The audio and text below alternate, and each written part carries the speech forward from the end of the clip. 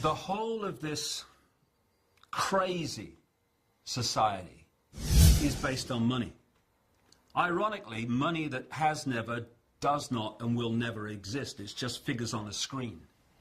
When you go into a bank, you say borrow $50,000.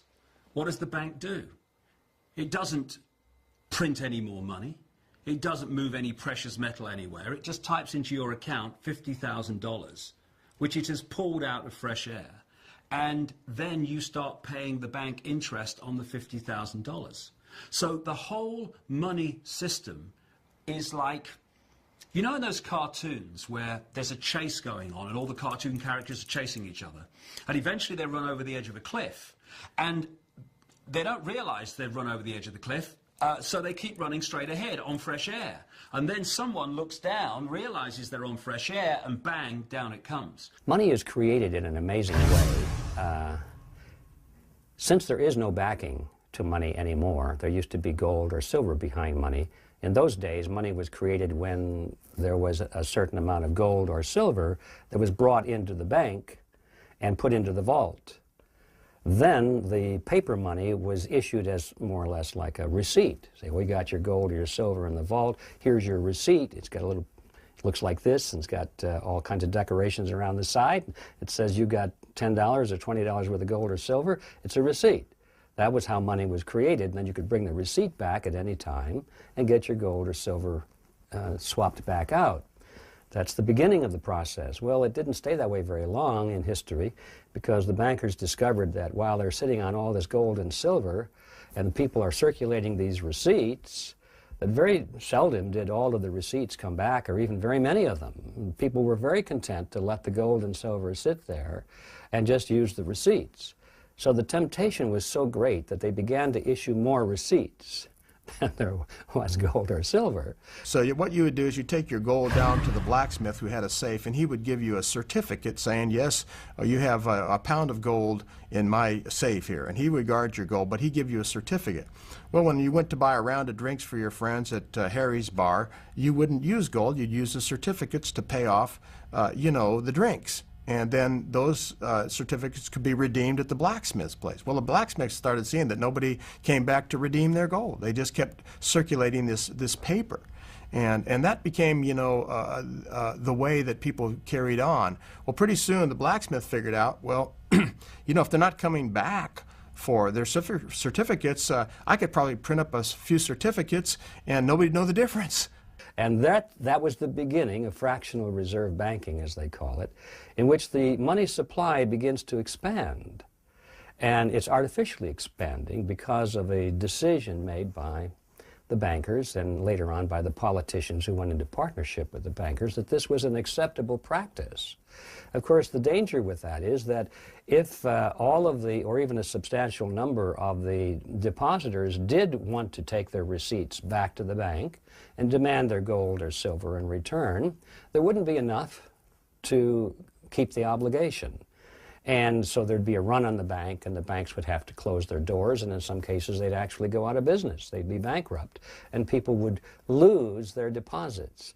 The bankers themselves very seldom lost very much. They might have gone to work for another bank or opened up a new bank down the street, but the depositors often lost a lot of money in this fashion, and that was the reason for going into partnership with the governments, because the governments would then say, well, the law says that the banks can do that legally, so there's no prosecution. You can't prosecute these bankers anymore because they didn't violate the law. Because of their partnership with the government, the law made it legal to do exactly what they are doing, which is one of the reasons that cartels like to go into partnership with the government.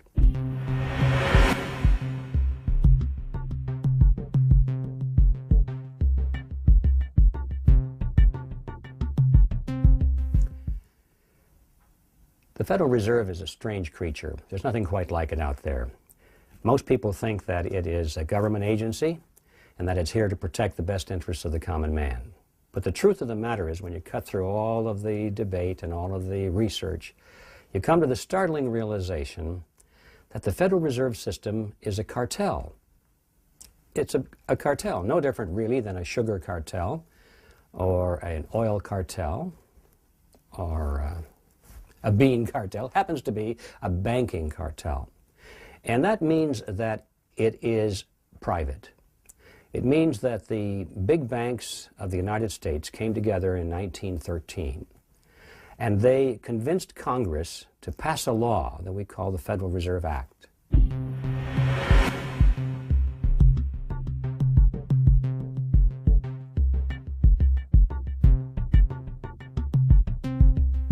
And this law became the embodiment of the cartel agreement.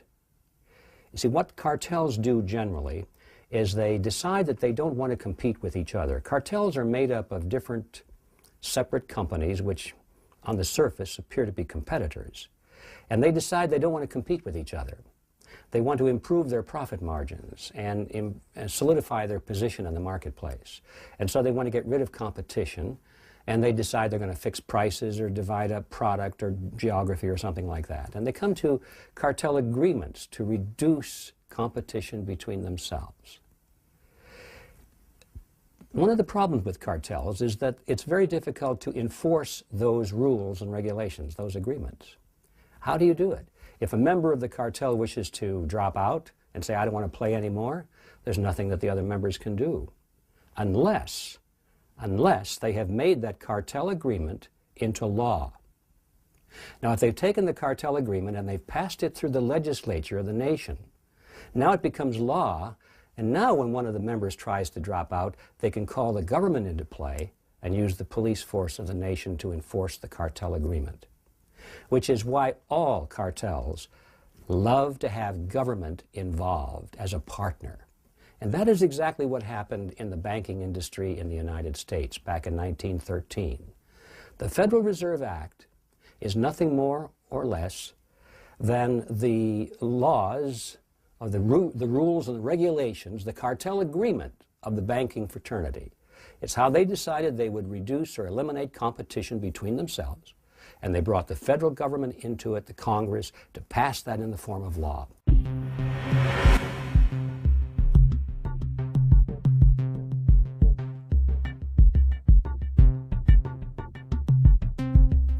So, what we're dealing with here is not a government agency at all. Now, it has some of the trappings of political appearance because the president appoints the directors to the board of directors and so forth, the board of the Federal Reserve System. But the fact is, Congress or the president has no control whatsoever over what the Federal Reserve System does. It's completely independent. So, the question arises, is this good or bad for the American people? We have a cartel which has been given the power to create the nation's money, incredibly as that may sound, as credible as that may sound, to create the nation's money, which is something that even Congress is not allowed to do based on debt. The Constitution of the United States says that Congress shall create money only when it's backed by coins, when it's backed by something like gold or silver, has intrinsic value. The Congress cannot create money based on debt, according to the Constitution, fiat money.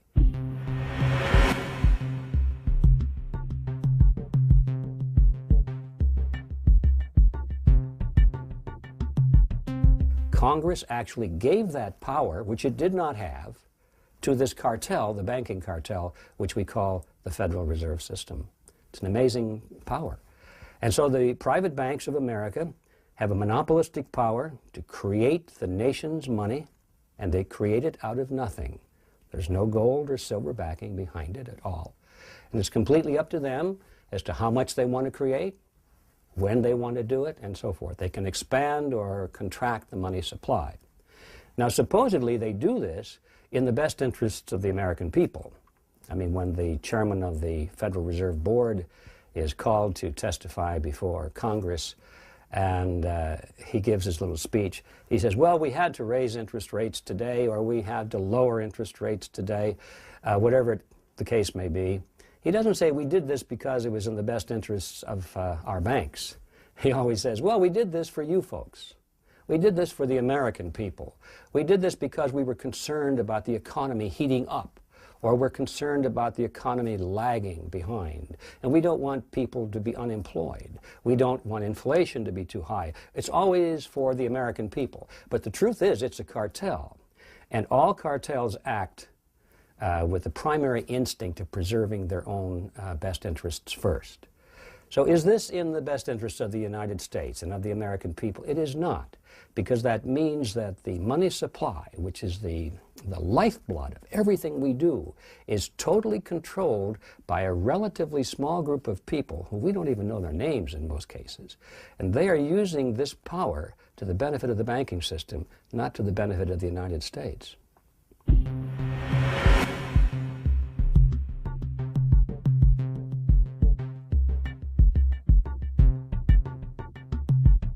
Well, here's how it works. Remember, I said before that the Federal Reserve really is a partnership between government and the banks. So when you have a partnership, there has to be a reason, an advantage to both parties to become a partner. So to understand how this works, let's start with the government side of this partnership. The government needs money. Politicians need money. They need more and more and more money for whatever purpose. But they don't like to raise taxes. They need more money, but they want to lower taxes because that's politically expedient.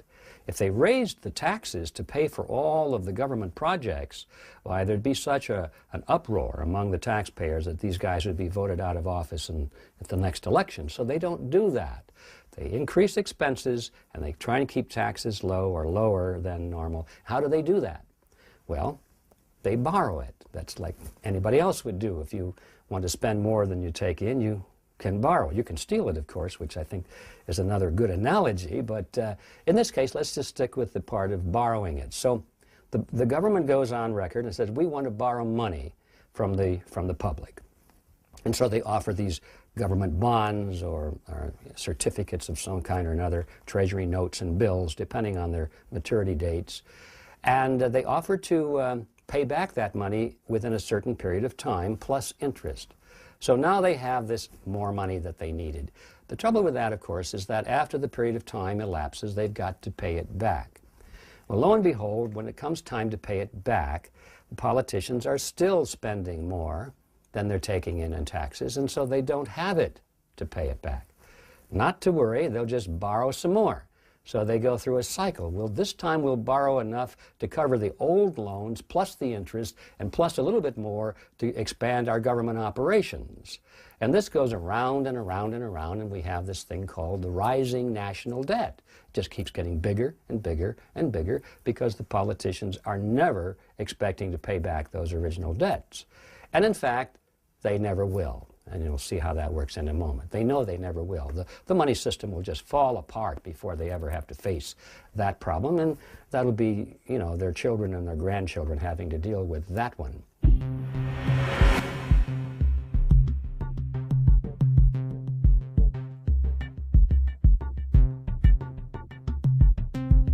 Well, no, so far so good. So they borrow this money, and the debt goes up and up and up. But there's, so far, there's no new money created because the money they have borrowed was money that was already in existence.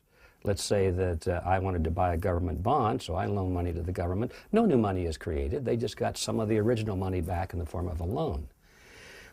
Where the new money comes into play is at a next step. You see, they never have enough. They never can borrow enough from the general population or from investment firms or from banks or from other countries. There's never enough money out there to borrow. They need more. And so this is where the Federal Reserve comes in. There's usually a margin, anywhere from 7 to 20 to 30% of what they need to borrow that just doesn't exist. Or in order for them to borrow it, they would have to raise the interest rates to attract that much more money in, and they don't want to raise the interest rates. So now they finally go to their partner, the Federal Reserve System. And they say, okay, partner, here's where you come into the game. We need to borrow today, let's just say another $1 billion. And the Federal Reserve officer says, okay, that's fine. Figuratively, he pulls out the desk drawer, pulls out this big black book, checkbook, course, this is all done by computers in reality, but for the sake of analogy here, it's a little easier to visualize with a checkbook. So he writes a check for $1 billion to the United States government and hands it to the Treasury official. He says, "Thank you very much." He goes down and deposits this $1 billion check into the government's checking account. Okay, so now they have another $1 billion loan, supposedly. The question is, where did that money come from? What account did it come from? Who put the money into the Federal Reserve System for that $1 billion to be loaned? And the answer is, nobody did. There is no money. It just came out of thin air. It was manufactured just for the purpose of this loan. Now, if you and I were to do that, we'd go to jail. But the Federal Reserve can do it because the government wants them to do it, because they're the lender of last resort. It doesn't make any difference if they can borrow enough money from the private sector at the rates they want to offer. It doesn't make any difference because they know at the last minute they can always go to the Federal Reserve, and by obligation, the Federal Reserve will create that money out of thin air, just the way they used to do it on the printing presses. Except today they don't use printing presses for most of it because it's checkbook money. It's in a computer, it's digits, it's invisible. They just create it out of thin air. And now this is new money, and the money supply expands on the basis of what money was created for this loan.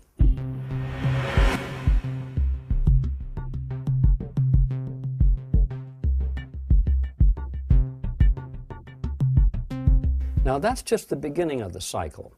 That's really the smaller side of it. This is really peanuts compared to the next cycle that I'm going to describe.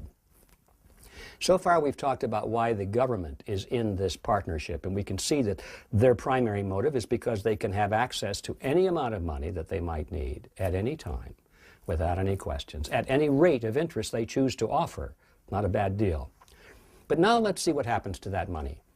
Let's assume that the fellow who delivers the mail, the post office worker, gets a check from the post office for $1,000. And now that was newly created money through the process which I just described. It's newly created money, and the post office worker doesn't know that it didn't exist the day before anywhere in the universe. He doesn't care. It's spendable money now. So he takes this check to his private bank, commercial bank, down the block, and deposits it into his private checking account. Now, finally, the money is out of the government side and goes into the private commercial banking side, and this is where the action really heats up.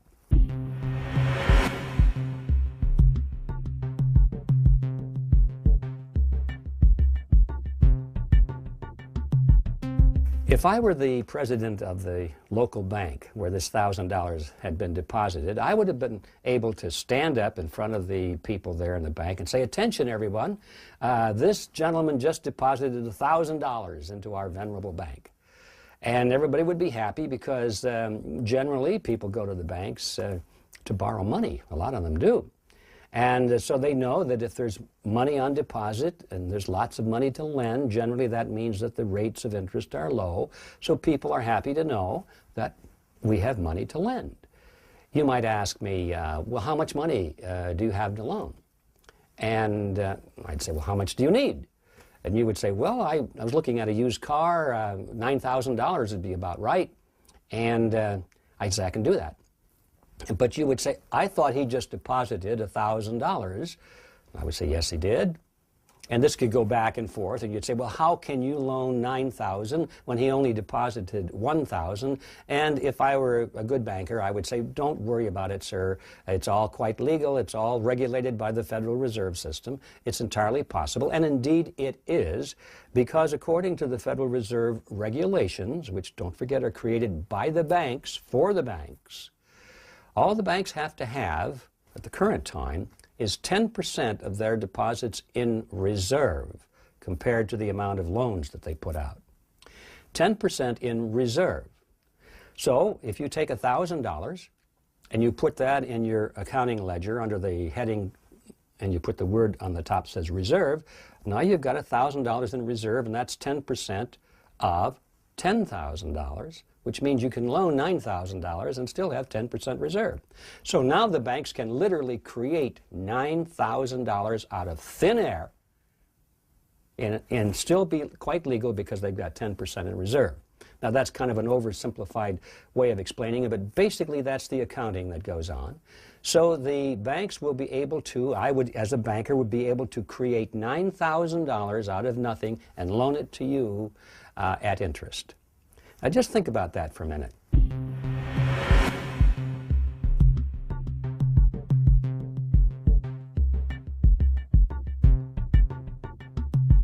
When the government gets money created out of nothing by the Federal Reserve, it uses it for its purposes. It spends it on its programs. But when the banks create that 9,000 for every 1,000 out of thin air, the banks don't use it for their purposes. They don't build their buildings with it and pay their employees with it. They loan it to us. They loan it to institutions. They loan it to anybody that wants to pay the interest rate on it. And so the borrowers use it for their purposes, but the banks collect interest on it. And that is an amazing thing when you ponder it, that the banks can collect interest literally on nothing.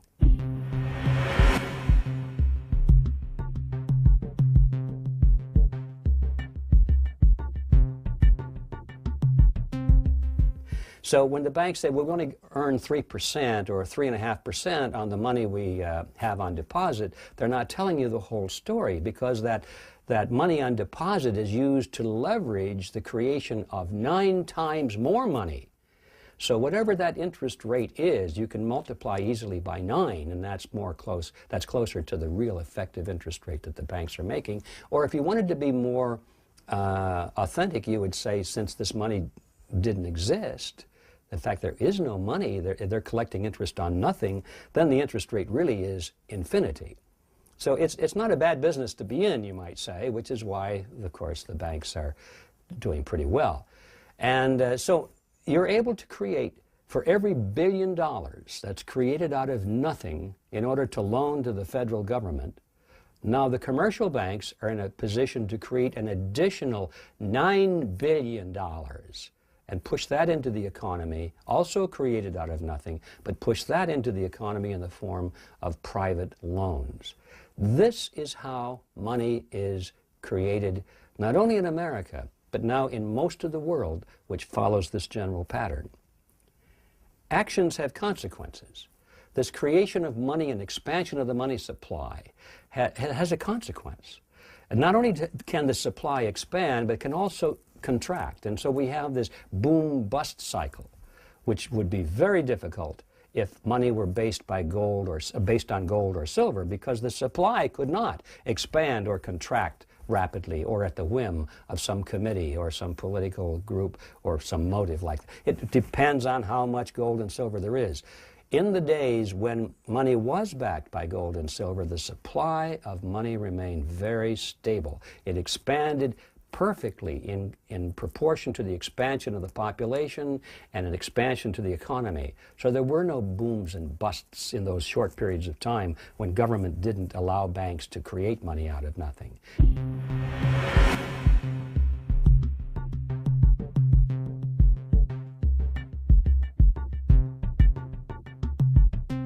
I think the classic example is in the 1920s, you could have taken a $20 bill or a $20 gold piece, because at that point they had a 1-ounce gold coin which they used as currency, and it was the same value as a $20 bill. And you could go out and buy a complete suit of clothes, a 3-piece suit, tie, the whole works, for either one, a $20 bill or a $20 gold piece. Today you can still do the same thing, assuming that it's a modest suit and not an Armani or a Canali or an Italian vintage, but you can spend $800–900 on a good suit of clothes, and your $20 bill has maintained its value, or your $20 gold piece has maintained its value. It'll still buy it. Your $20 bill may take you to the movies, popcorn, gummy bears, the whole ball of wax. So it takes more dollars today to buy the same things. That's the consequence of inflation. As I said, there are consequences, and the consequence generally we see it not only as booms and busts, but as inflation. Right now we're going through a tremendous inflationary period, and I think we're going to see a lot more of that in the future, probably to the extinction of the value of money entirely. Because as that money supply expands, and it expands at a rate faster than the rate of goods and services are expanding, that means that the dollar becomes more and more worthless. And I think the best way to illustrate that is to realize that if we had lived in ancient Rome and we had a 1-ounce gold coin of the realm at that time, that would have purchased for us a very fine toga, a handcrafted belt, and a pair of sandals. Today, thousands of years later, if we have a 1-ounce gold coin with no particular numismatic value, no collector's value, just the value of the gold, we can take that to the bank, exchange it for Federal Reserve notes, run down before it loses value, run down to the clothing store, and buy a nice suit, a handcrafted belt, and a pair of shoes. The value of 1 ounce of gold, in terms of purchasing power, has not changed drastically in thousands of years and never can. And the money supply should be based on that kind of a solid principle so that you can depend on its purchasing power. But when you've broken loose from a backing in the monetary system, and now you have just politicians and bankers deciding how much money is going to be created, now you've got this expansion, you've got the devaluation of the purchasing power of the dollar, and you have this thing called inflation, which means that your savings are being wiped out. The truth of the matter is the average man today, he can work a whole lifetime, and he can put his savings into a savings account in terms of dollars, and when he gets to the end of his career, those dollars will be withered and withered and withered and practically zero. So inflation is a tax. It's a hidden tax, but it's a very real tax, and it's perhaps the most dangerous of all the taxes. That is the heritage of the Federal Reserve System.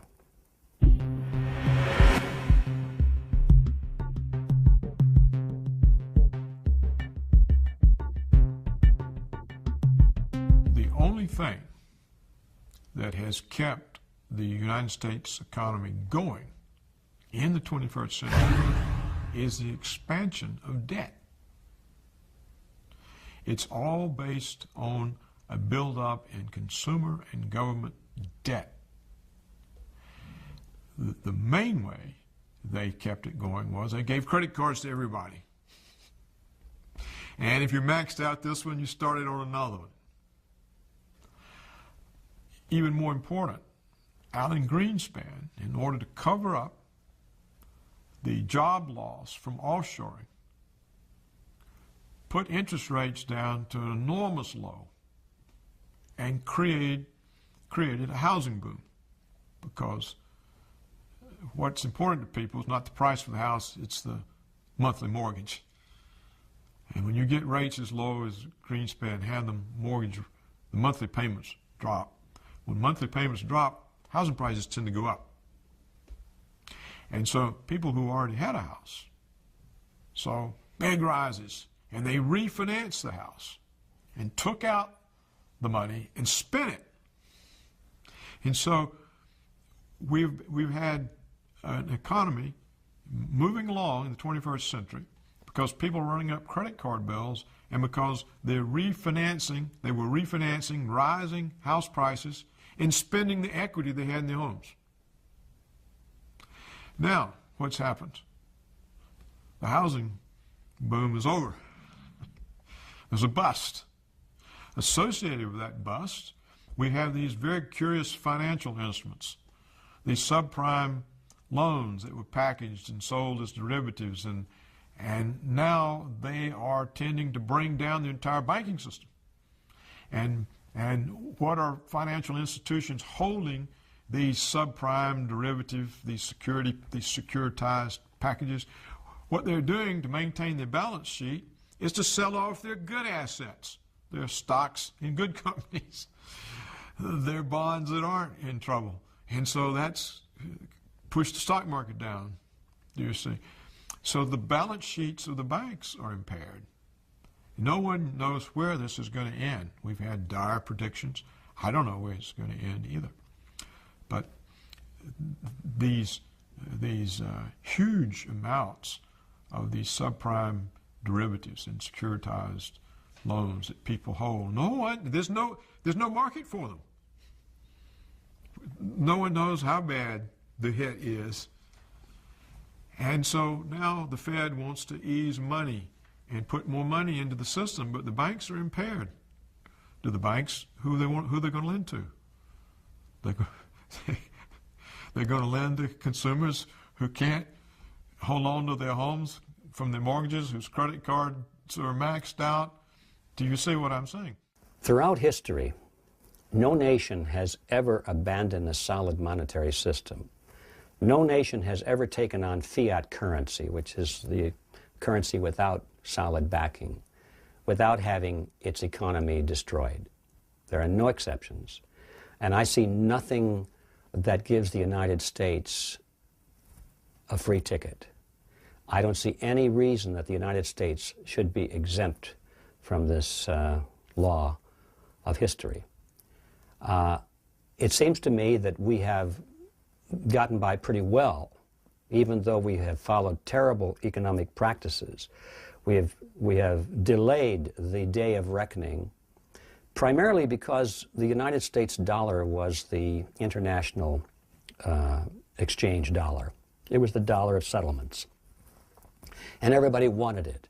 No matter how much we produced, it seemed like there was an endless demand for it around the world because they always knew somebody else would take it. So there was a lot of psychological element involved there. That era is coming to an end. In fact, I think it has already come to an end, where nations around the world eagerly want the United States dollar. They realize that we are debauching the dollar so quickly now, we are inflating it so quickly, that it's no longer a desirable currency to have. And so they're looking for alternate currencies. It could be the euro, it could be the yen, it could be anything, but they don't want the U.S. dollar because they know if they hold that dollar very long, they're going to be losing value.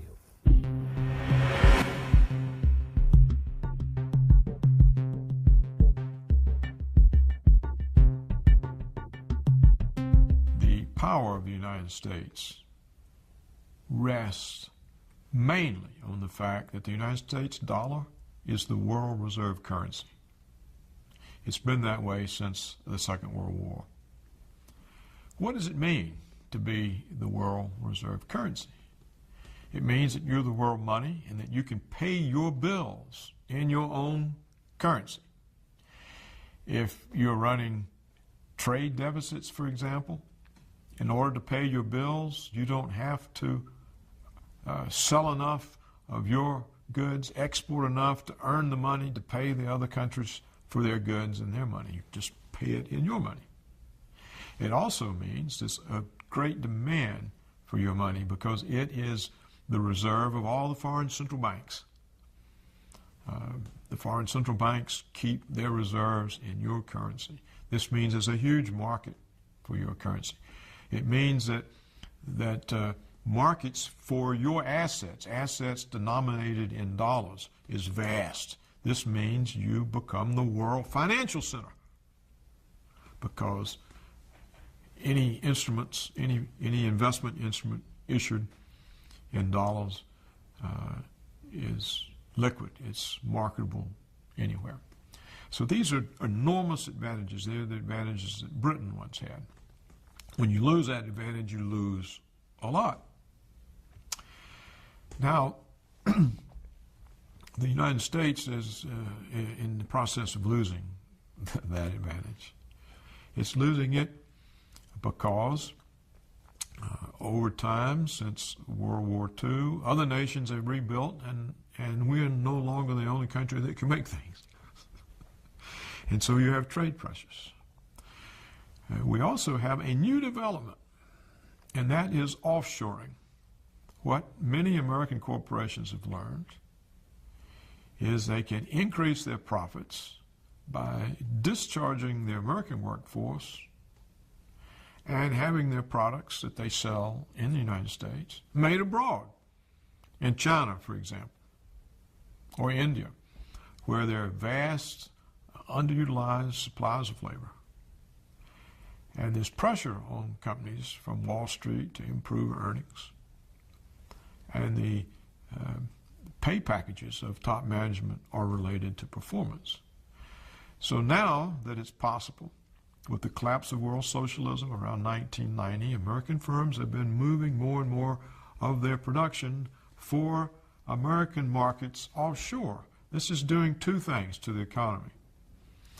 Every time an offshore good comes back in, it counts as an import, so it automatically raises imports.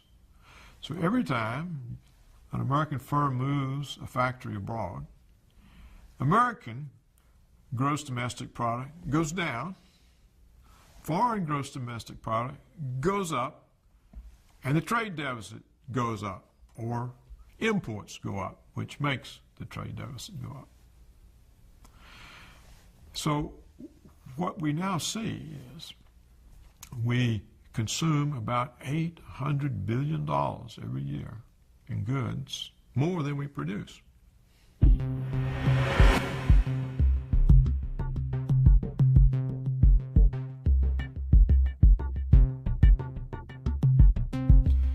We've been able to do this. It's a gradual thing that we got into, a little at a time. We're able to do this because people were willing to accept the dollars as payments. It was the reserve currency.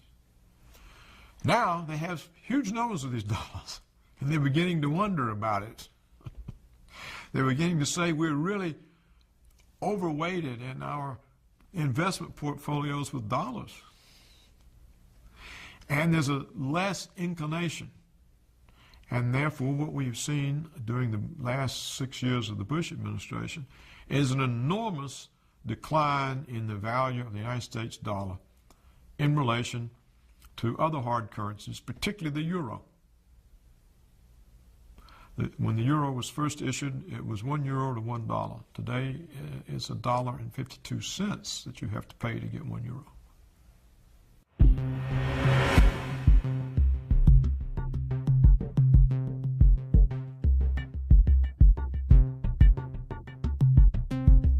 This is an enormous decline. Now, so what you see happening is pressure on the dollar, which eventually is going to raise prices, pressure on jobs. In the 21st century, the United States has been able to create net new jobs only in domestic services, non-tradable services. We're not creating jobs in exports. We're not creating jobs in information technology or high-tech type of service jobs. We're creating jobs with waitresses and bartenders and ambulatory health care and hospital orderlies and social service and school teachers.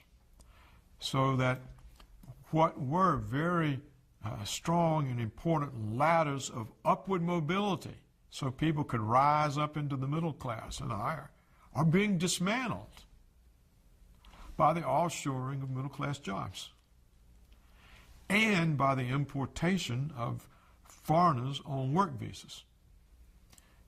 If you don't want to hire an American engineer, you claim a shortage, and then you bring in one from abroad at a much lower salary. And so we see the impact on science and engineering in the United States, research, development. These sorts of things start stagnating and slowly eroding. And in manufacturing, you lose all the supply chains that are in the process that enable you to be able to make something. This piece of the chain is moved offshore. Then this piece moves offshore. And then before long, the sort of middle-level firms who were supplying the big firms, the big firms don't want them anymore. They've offshored. So this then hits the tax base of local communities. When you outsource manufacturing jobs to Asia, and then you insource cheap labor to drive down the price of labor for the jobs that remain, it becomes like the back of the shampoo bottle. It's like shampoo, rinse, repeat. And you really see it. The Mexican government was building a $2 billion deep-sea port in Baja Peninsula. And you really can see it there. So you outsource manufacturing to Asia. And then once the port is open on the Baja Peninsula, you import the manufactured finished goods into Baja, where you skip OSHA, you skip the Longshoremen's Union, and then you put it on NAFTA trucks and drive it into a Walmart in the middle of the country. So you see what can obviously happen on that cycle. So, and what gets washed out of that is a whole class of jobs, is a whole, essentially, the business model has said that it is no longer economically viable for certain types of jobs to be done in the United States of America. Light manufacturing is clearly one of them. Maybe heavy manufacturing is one of them. It becomes a real problem in certain critical industries. For instance, we've been throwing pork barrel spending at some shipyards down in Mississippi. Trent Lott was very good at getting that money for the shipyards down there in Mobile. And we really needed to do it. This was good, healthy pork because, you know, in a time of national emergency, you can't just flip a switch and start building ships. You have to have an infrastructure, and you have to have a workforce that knows how to build ships, which means that, yeah, we'll have to waste some money building some unnecessary ships just to keep at least the seeds of an infrastructure of a shipbuilding industry in case there actually is a need for that emergency. Offshoring is a fancy way of saying your job is in question because you can be replaced for a fraction of your cost. If you're paid $19, $20, $30 an hour, you can be replaced by someone who's willing to do the same job for $1 an hour, 25 or even 50 cents an hour, with no benefits, with no pension. And so the direction for Wall Street firms, for corporate America, is clear. If you need to solidify your profit margins, that's the first place to go, is renegotiate your labor contracts and start moving the jobs someplace else. The implications for the worker are this: you're out of a job. That's just plain and simple. You don't have a job, which means you're probably going to have to retool and re-educate because that job's not coming back. It's tough. It's easy to go from paying someone $30 an hour to 25 cents. Pretty difficult for the company to reverse that and go from 25 cents back to $30 an hour. That's not good for the bottom line at all. The jobs that are gone for good. In addition to that, we're shuttering the plants. We're shuttering the facilities that have created the nation's wealth. They're gone. We're making them go away. We don't need them. We don't need them. In a global world, as the argument would go, it's better to utilize resources where they're cheaper. And, you know, so do we get a cheaper toaster oven at Walmart? Yeah, you get a cheaper toaster oven. But it's a hidden bargain. To me, it's a bad bargain. Because what happens to the guy that used to make the toaster oven? What happens to his family? Now the social costs of that are passed on to the community that no longer has a factory, that now, like, you know, when Maytag used to make their stuff in Galesburg, is it Galesburg, Illinois? Somewhere in Illinois. And they were there for 75 years, and they got tax credits to stay, and they left anyway because their workers were making $15 an hour, and they moved the factory to Mexico where they were paying people $1 an hour.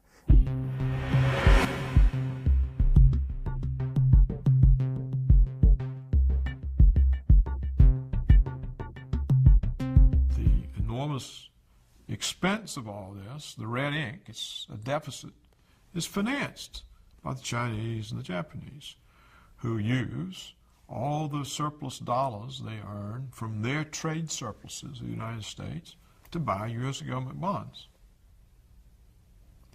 Now, when it reaches the point, as it appears to be doing, that the Chinese feel that they don't really want any more of these bonds, that they're loaded up on American assets, $1.3 trillion at the moment, and they cease to be our creditors, how do we finance the federal government?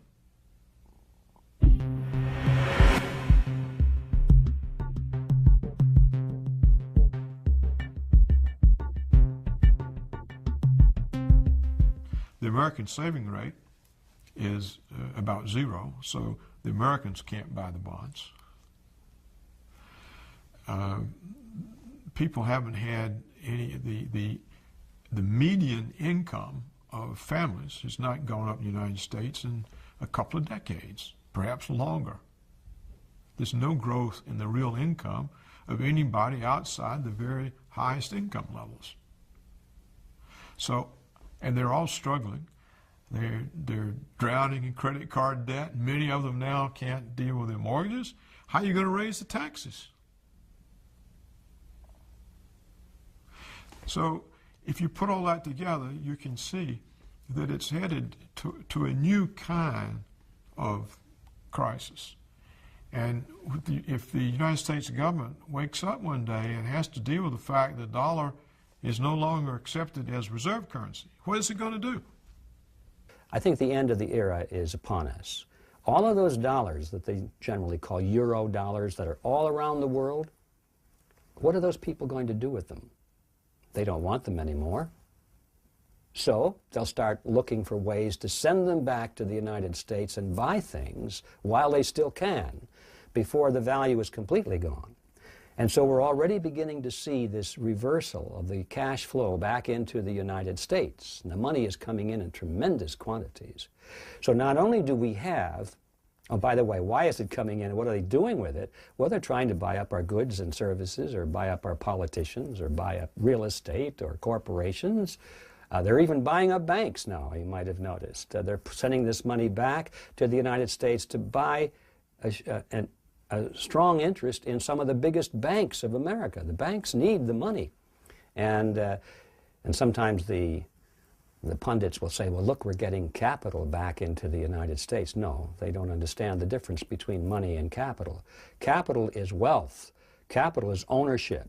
Capital would be a stock in a corporation. Money is just pieces of paper. So what we're doing is we're losing capital, real capital, which means ownership in the productivity and the business entity of America. We're shipping the capital out and getting worthless paper dollars back in. And so that's what they're doing with this money. And so not only is the Federal Reserve expanding the money supply very rapidly to pay for all of its programs, to pay for its wars, to pay for its welfare, to pay for bailing out people whose homes are in trouble. They're just creating money like crazy to do this without raising taxes. And now we got a proposal to lower taxes while they're increasing spending. The insanity is incredible. Not only is that happening, but all this other money for the past 30, 40, 50 years that's been around the country is also coming back in. And you don't have to be a rocket scientist to figure out when all this money comes into the United States, it just gets more and more worthless. And your savings and my savings will become worthless too. The price of a loaf of bread, Lord knows what it's going to be, but it's going to be many times higher than it is now. A depression is a period of time during which most people's standard of living drops significantly. There are other good definitions of a depression. That's a nice, broad, general one. And I believe that because there is such a thing as the business cycle, which we don't have time to go into now, but the problems that we had in the 1930s, we're going to see that type of a phenomenon again. It's not going to be like the 1930s. It's going to be different. The similarity is going to be a massive drop in the general standard of living. And I call it the Greater Depression. The U.S., especially for the last 15 years, our main export, our main product has been dollars, which are unbacked liabilities of the U.S. government. And we've been able to ship these things abroad by the trillions, and these nice foreigners ship us all kinds of good things. They ship us Mercedes and Sonys and cocaine and oil and all kinds of things, and we just give them dollars. But now there's 6 trillion of these dollars out there, and these people are starting to realize that they're holding hot potatoes. And they don't want to all run towards the exits at once, but they know what they've got.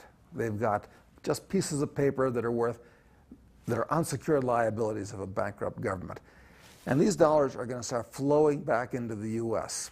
And inflation is going to explode in this country. Interest rates are going to go through the ceiling. It's going to be devastating for the average American. What you see happen is a big reduction in real living standards for 95% of the population. The living standards will just all of a sudden be adjusted downward substantially. Now, many of these people are already hard-pressed. So what comes from that? And then you have to see, that means that the real purchasing power has shrunk, and so the real goods and services that are coming off the shelves has shrunk. That's recession. That's more unemployment. It's a dangerous situation. That's what I say. It's unprecedented. That's why I call it a calamity in the making. I don't say that it has to happen, but it's going to happen if they don't make some big changes soon. If things continue to go on, if we continue to think in all our hubris that we're the superpower and the world adjusts to us, it's going to hit the fan, because that ain't the case. That is not the case. So what are they going to do about it? And they're going to go to their government. They're going to say, please help us. They're going to go to the same politicians, the very same politicians who got them into this mess, and ask them to solve the problem, which is a huge mistake, because these politicians already have the solution in mind. What they're planning to do is let the American, in my opinion now, is let the American dollar collapse. That way they don't have to pay back the national debt, remember? They have all this tremendous national debt in dollars and all this tremendous obligation, which they can never repay. So it's to their advantage just to let the dollar disappear and wipe that off the books and replace it with a regional currency. They already have the name for it. It'll be called the Amero. And it'll be a currency which will be jointly owned, jointly representative of the United States, Mexico, and Canada. And this is part of a long-range step that they've had to merge those three countries into a regional single government. It's been going on for a long, long time, and most Americans are still in denial on that. They're still saying, oh, that would never happen. The American people would never go for that. The Canadian people would never go for that. And of course, the truth of the matter is it makes no difference what the Canadian people or what the American people want. It's what these elitists want. It's what the people want who are actually making the decisions. And I know that's a harsh statement, but that's the reality that we're facing today. So they're going to offer a new currency, and Americans generally will say, oh, that's wonderful. Now this currency will replace the old worthless currency, and there'll be new hope. The truth of the matter is the new currency will be no different than the old currency, except it'll be a fresh start. Everybody will be given a new equal number or relatively equal number, depending on how many old Federal Reserve notes they can trade in and that sort of thing. But it'll also be a fiat currency. There'll be no gold or backing behind it. And it, too, will be run by the banks and the politicians. And then the final step beyond that is to merge the Amero with the euro, and they'll be developing a similar currency for Asia and Africa and South America. Get all of those, then finally, and we're talking about maybe 10, 15, 20 years down the line, merged into a single global currency. Now at that point, there'll be no place else to go. Today, if your currency is losing its value, you can go on the internet or go to your brokerage house and you can swap currencies. You can say, gee, I don't like what's happening to the American dollar. I think that the German mark is doing a lot better, or the Swiss franc. And you can get out of the currency that's falling on its face. Finally, when you get to these regional and to these international, finally to the international currency, there'll be no place else to go, so you'll be locked in. That's not a very pretty picture. In other words, what I'm saying is that these people who have formed this partnership between the banks and the governments of the world are planning on controlling our economic lives and our personal lives as well. And this is not just a question of money. It's not just a question of, are you going to be secure in your retirement? This is not just a question of how much you can buy with your paycheck. This is a question of personal liberty, personal independence, and national sovereignty. The problems we're facing today are much bigger than just money. But if you follow the money trail, you can see where it's all going.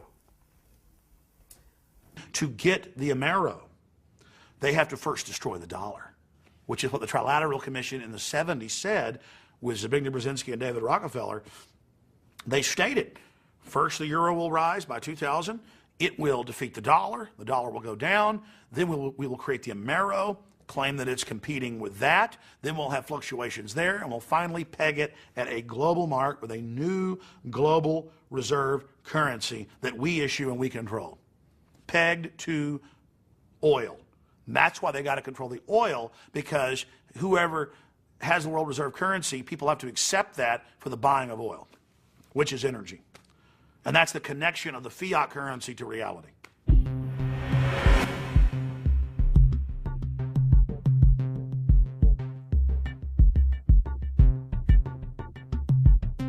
I spoke years ago at a conference, an economic conference, about the world economic system. And this guy came up to me afterwards, and he was someone who got his money, playing the Las Vegas casino, known as the Wall Street and the commodity markets and all that stuff. And he wasn't very convinced. Anyway, I met him 3 months, 4 months later, and he said, my goodness me, he said, I can see what you're saying. He said, what I've noticed is every time Alan Greenspan, then head of the Federal Reserve, was about to make a statement, 2 or 3 days before, the major players in the stock markets, commodity markets, etc., got into something and out of other things. And every time, the effect of Greenspan's statement has been to push up what they got into and push down what they got out of. Why? Because they wrote his statement. The whole economic system is about whether people have confidence in it, and the confidence comes from the people who run it. And so what we're going to see, and we've started to see this with Greenspan, is we're going to see more and more negative statements about the economy, and we're going to see a breaking of confidence in it, and therefore we're going to see its demise, its collapse. Now, this won't collapse catastrophically for the elite, because people say to me, well, why would these elite people, why would they crash the stock market when they had lots of money in it? Well, if you know a stock market is going to crash or a commodity is going to crash because you're the one who's going to crash it, then what do? You get out of it just before the crash, you let it crash, and then you buy up vastly greater amounts of that at a few cents on the dollar, and then you increase the confidence and up it goes again, and now you own vast amounts more than you did before. There was the famous infamous story of the Rothschilds at the time of the Battle of Waterloo, when the Rothschilds put out the false rumor in the London financial district that Britain had lost the Battle of Waterloo. And, of course, everything crashed. And then came along the real news, the real truth, which is they'd won the Battle of Waterloo and the stock market went flying up again, except when it crashed, the Rothschilds had agents all around buying up stocks on a few cents on the dollar. And at the end of that day, the Rothschilds were vastly more wealthy and powerful than they were before. So if a stock market crashes or an economic system crashes, it's because those who move trillions of dollars around it every day have made it crash. And in a world where money is king, where money decides choice, where money decides life possibility, what greater way of creating chaos and fear than a collapse of the economy? And we're already seeing that happen. It works like this. This is how the economic system has worked for centuries and still being applied today. It's real simple, and this is how the elite few have trawled the wealth of the world and created booms and busts at will. Stage one, they push interest rates down, start recognizing the cycle that's just coming to an end, and they put lots of money into circulation, what we call money, because it's not governments that put money into circulation. It's private banks controlled by the same pyramid, making loans to people, credit loans. That's how money's put into circulation, not by governments. So what the banking cartel does is it puts vast amounts of money into circulation by pushing interest rates down and giving loans for, on next to no collateral. What happens then is there's lots of economic activity because there's lots of money swirling around, so there's lots of units of exchange to buy goods.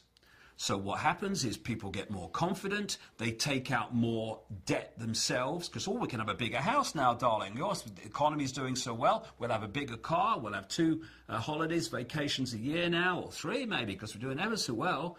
And what do businesses do? They get into more debt, because crikey, we've got all this demand, we've got to invest in plant and machinery and more staff and all this, so we can meet demand. And then that is in effect the elite, economically, putting the fishing line out. And then at some point, and we're closing in on that point now, they start reeling the fishing line in. Because what they do is they start pushing interest rates up. Now what happens is lots of money that was circulating here, buying things and creating economic activity, is now going out of the economy to pay increased interest rates on the debts that people have. As a result of that, there's fewer things being bought and sold. Companies don't need as many people working for them. They're now stuck with all this debt and all this plant and machinery that they had that they don't need anymore. People can no longer pay their mortgages, so now there's a problem with the mortgage companies, and they have a problem because they've got to lose their home. And as more and more people do that, the value of homes goes down until eventually there's a point where they're worth less than you actually paid for them. And what we're seeing then is a bust being manipulated. And it's happening for one reason and one reason only. The amount of units of exchange in circulation is being removed from the economy. What we're seeing now are the signs that they're now manipulating a bust in this very way to create as much chaos and panic and fear as possible, because panic, fear, and chaos are a manipulator's dream.